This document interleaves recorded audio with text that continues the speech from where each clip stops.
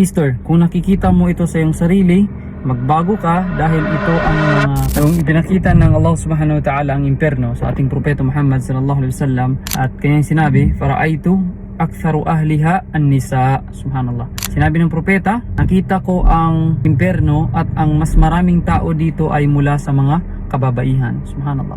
Sinabi ng ating mga ulama, bakit mas marami ang bilang ng babae sa impyerno? Dahil kayong mga kababaihan, lianna kunna tukthirna al-la'an wa takfurna al-ashir. Dahil kayo ay mahilig magmura. Subhanallah.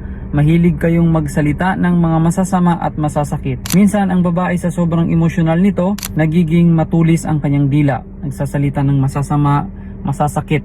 Subhanallah, nagmumura. At ang pangalawa, dahil hindi sila marunong makontento kung ano man ang ibinibigay ng kanilang mga asawa. Ito ang dalawang dahilan kung bakit marami ang bilang ng mga kababaihan. Sister, kung nakikita mo ito sa iyong sarili, magbago ka dahil ito ang mga kadahilanan kung bakit mas marami ang bilang ng mga kababaihang nasa impyerno. Wallahu ta'ala a'lam.